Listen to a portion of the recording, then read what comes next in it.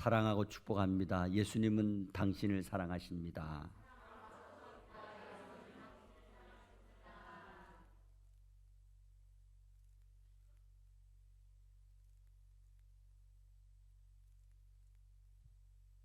오늘 봉독한 말씀을 가지고 사도 바울의 복음 메시지라는 제목으로 함께 은혜를 나누겠습니다. 복음이라는 말은 복된 소식이라는 말입니다. 예수 그리스도를 통해서 구원받는 메시지가 복음입니다. 우리는 지난주에 사도행전 13장 4절에서부터 12절 말씀을 통하여 안디옥 교회가 금식하고 바나바 목사와 사도 바울을 세계 최초의 선교사로 파송함으로 말미암아 사도 바울과 바나바 목사님이 바보라고 하는 지역으로 갔습니다.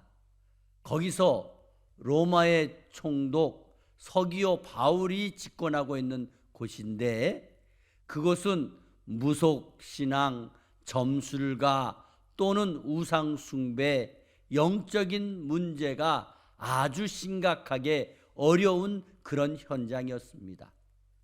거기에서 바예수라고 하는 마술사를 만났습니다. 그 마술사 바예수는 서기오 바울 총독의 신임을 받아서 그 권력을 이용하여 거짓 예언을 하는 거짓 선지자였습니다. 로마의 총독 서기오 바울이 바나바 목사와 사도 바울을 만나고 싶어하는 것을 알고 바예수 마술사는 만나지 못하도록 방해를 했습니다. 이러한 사실을 알게 된 성령이 충만한 사도 바울은 바예수를 막 거짓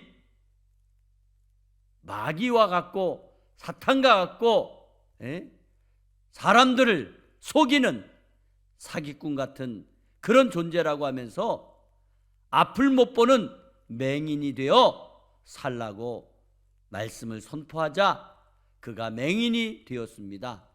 이러한 상황을 보게 된 로마의 총독 서기오 바울이 놀라서 예수 그리스도를 믿게 되었다 하는 것이 지난주의 말씀이었습니다.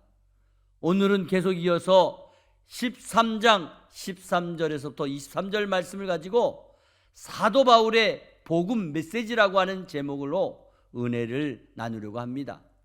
우리는 2024년 1월부터 시작해서 사도행전 말씀을 통하여 예루살렘 초대교회를 재현하고자 하는 은혜를 나누었습니다. 사도행전 말씀을 보면서 과연 사도행전 말씀은 성령 행전이었다는 것을 알 수가 있습니다. 성령 충만이 얼마나 중요한가를 말씀 부분마다 기록되어 있고 그 말씀을 전할 때마다 많은 은혜를 받았습니다. 바로 성령 충만으로 주의 능력과 권능을 나타낸 사도 바울의 선교 사역이 오늘 본문을 통해서 복음 메시지가 전해지고 있는 것입니다. 첫째로 마가 요한이 예루살렘으로 돌아갔습니다. 오늘 바나바 목사와 사도 바울은 비시디아 안디옥에 이르러서 안식일날 회당에 들어가 말씀을 가르치는 사역을 했습니다. 이러한 사역은 사도 바울이 전도 지역을 순회하면서 꼼꼼하게 사역하고 있다는 사실을 보여주고 있는 것입니다.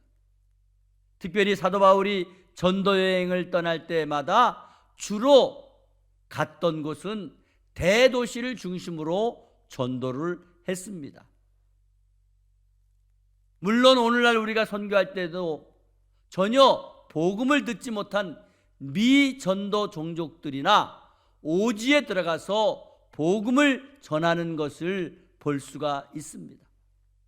물론 복음이 들어가지 않은 곳에 가서 복음을 전하는 것도 중요한 일입니다. 하지만 그보다도 때로는 대도시에 가서 말씀 전하는 사역을 시작하는 장점이 있다는 것입니다.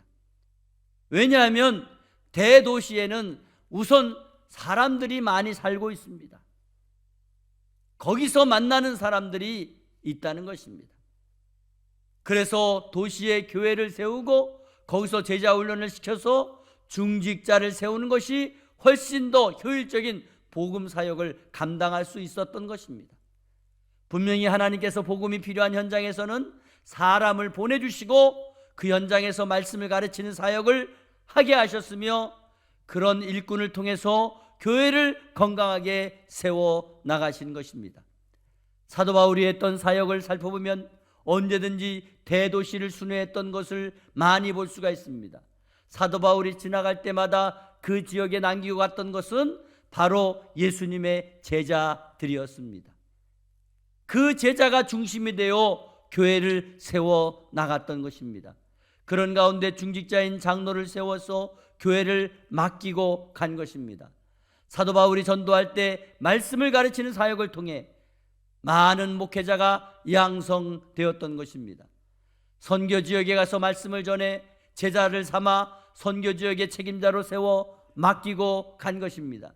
다시 말씀드리면 중직자가 지역 교회를 책임지게 했던 것을 볼 수가 있습니다. 오늘날 교회가 개척이 되면 해야 할 가장 중요한 사역은 말씀을 가르쳐야 하는 것입니다. 말씀으로 훈련을 받은 교회 중직자가 중심이 되어서 교회가 선교하고 교회가 전도하는 일을 활발하게 해 나가는 것입니다. 우리가 자기의 신앙을 유지해 나가기 위해서는 복음의 현장을 정확하게 살펴야 하고 하나님의 말씀으로 가르치고 중직자를 세워야 되는 것을 말씀해 주고 있습니다. 그러므로 사도 바울이 도시마다 순회할 때에 돌아와서 다시 안디옥 교회로 가서 지나왔던 그 선교 현장에 대한 선교 사역 보고를 전하곤 했습니다. 그 다음 사도 바울이 다시 제2차 전도 여행을 떠났을 때도 갔던 지역을 다시 순회한 적이 있습니다. 또 만일 그게 안 되면 다른 사람을 보내기도 했습니다. 그것도 안 되면은 편지를 써서 보내주었습니다. 그러다 보니 사도 바울이 쓴 편지가 14권의 목회 서신서가 되었던 것입니다. 이렇게 중요한 말씀을 통해 일꾼을 세워나가는 것은 사도 바울의 중심 사역이었습니다. 그런데 오늘 본문 13절 마지막 부분에 보게 되면 요한이 그들을 떠나 예루살렘으로 돌아갔다고 말씀했습니다. 사도 바울은 어떤 선교 현장에 가든지 항상 동역자와 함께 동행했습니다. 그런데 요한은 아직 사역자로서 준비가 덜 된 까닭에 사도 바울을 떠나 예루살렘 교회로 돌아간 것으로 볼 수가 있습니다. 물론 여러 가지 이유도 있을 수 있습니다. 선교 여행이 그렇게 쉬운 일이 아닙니다. 그러므로 하나님께서는 항상 준비된 사역자를 파송해서 선교하게 하셨던 것입니다. 이처럼 준비되어 파송받은 사도 바울과 바나바 목사님은 선교 여행 가운데에 많은 어려움과 힘든 일이 있었지만 그때마다 전도의 문이 열려서 감당할 수 있었던 것입니다. 그러나 요한은 부유한 집에서 자랐습니다. 또 바나바 목사님이 삼촌입니다. 앞으로 새로운 선교 지역에 삼촌과 사도 바울이 가게 되는데 거기에 따라갔다가 감당할 수 없을 것 같아서 결국은 예루살렘으로 돌아가게 되었다 하는 것을 말씀해 주고 있습니다. 두 번째로 안식일에 회당에 들어갔습니다. 오늘 보면 14절에서 16절 말씀에 나오는 이 말씀은 사도 바울 사역이 회당에서 시작되고 있음을 보여주고 있습니다. 회당에는 대체로 유대인들이 중심으로 모였고 유대인들 중심으로 만든 곳입니다. 반면에 유대인의 회당은 나그네들의 쉼터가 되기도 했습니다. 지금까지 성전 중심으로 신앙생활했다면 그 이유는 회당 중심으로 바뀌게 된 것입니다. 그래서 바벨론 포로 이후부터 회당이 생기기 시작했습니다. 기준은 정확하게 알 수는 없지만 적어도 유대인 10사람 이상이 모이게 되면 회당 하나가 세워졌습니다. 이러한 원리와 맞는 것은 아니지만 한때 우리나라 한국교회 성도들 중에도 해외에 이민을 가거나 외국의 지사로 나갔을 때에 가장 먼저 한 일이 한인교회를 세우는 일이었다고 합니다. 참 자랑스러운 일입니다. 한국교회 성도가 가는 나라마다 지역마다 한인교회가 세워졌다고 하는 것은 하나님께 복받은 민족의 모습이라고 확신이 됩니다. 많은 사람에게, 특히 고국을 떠나서 외롭고 고독하게 지내는 같은 민족에게 복음을 전할 수 있는 기회를 삼아서 잘 선용하여 복음을 전하게 되니 얼마나 귀한 일인지 모릅니다. 우리나라 대한민국 사람이 세계에 나가 살아가는 인구가 750만 명에서 800명가량 된다고 합니다. 적은 인원이 아닙니다. 주님 오실 때까지 복음은 땅끝까지 전해야 되는 것이 저와 여러분의 사명인 줄 믿으시고 감당해 내시는 저와 여러분 되기를 바랍니다. 세 번째로 사도 바울이 복음 메시지를 선포했습니다. 회당에 사도 바울이 들어가서 말씀을 전할 때 율법과 선지자의 글을 읽어 설명해 주었습니다. 복음을 전하게 된 것입니다. 물론 회당장이 바나바 목사와 사도 바울이 오니까 너희들에게 권할 말이 있거든 말하라고 했습니다. 그때 사도 바울이 복음 메시지를 선포하게 된 것입니다. 사도행전 2장에서는 베드로 사도의 복음 메시지가 선포된 기록이 있습니다. 그리고 사도행전 7장에서는 스데반 집사님의 복음 메시지가 선포된 기록이 있습니다. 그리고 오늘 본문에 사도 바울의 복음 메시지가 선포되고 있습니다. 사도 바울은 이스라엘 사람들과 하나님을 경외하는 너희는 들으라 하면서 복음을 전하기 시작했습니다. 회당은 복음 없이 그냥 모이는 곳이었습니다. 그러므로 사도 바울은 회당에서 하나님의 구원의 역사를 들어 복음을 전하기 시작한 것입니다. 그러면서 이스라엘 역사를 쭉 설명해 주었습니다. 하나님께서 이스라엘 백성이 450년 동안 애굽에서 노예로 430년 동안 노예로 비참하게 살아가고 있을 때 모세를 통해 출애굽하게 하신 것을 전해 주었습니다. 이스라엘 백성들이 애굽에서 노예로 나그네로 살아가고 있는 것을 보시고 그들을 구원해 주신 것을 말씀했습니다. 그리고 그들이 40년 동안 광야에 있다가 가나안 땅에 들어가게 하셨고 그들을 위하여 왕을 세우셨습니다. 그리고 450년이 지났습니다. 그런 다음에 첫 번째 세운 왕이 사울 왕입니다. 40년 동안 사울을 이스라엘의 왕으로 세웠습니다. 그러나 사울이 교만하여 하나님께서 패하시고 다시 새로운 왕을 세우셨습니다. 그가 바로 양을 치는 목동이며 이새의 아들 다윗이라고 했습니다. 그 다윗을 통해서 이스라엘의 가장 강력한 나라로 세워 영광과 평화를 오랫동안 유지하게 하셨습니다. 그리고 다윗의 후손 중에 구주를 세우셨으니 곧 예수라 말씀하셨습니다. 지난 과거의 역사를 통해 하나님께서 어떻게 이스라엘 백성들을 향한 구원의 여정을 펼쳐가고 계셨는가를 사도 바울이 복음 메시지로 선포하고 있는 것입니다. 하나님께서 애굽의 종이었을 때 그들을 구원하셨습니다. 오래전 하나님께서는 이새의 아들을 통해 메시아이신 예수 그리스도를 보내주신다는 약속을 이루어 주신 것입니다. 이처럼 다윗이 하나님의 마음에 드는 사람이라고 하시면서 다윗을 통해 하나님의 뜻을 다 이루었다고 말씀해 주셨습니다. 살아계신 하나님, 언약의 말씀이 어떻게 성취되었는가를 정확하게 설명해 주었던 것입니다. 실제로 회당 안에 있는 사람들이 하나님의 말씀을 듣고 율법과 선지자들이 말한 말씀을 읽으면서도 정확한 복음의 내용을 깨닫지 못했습니다.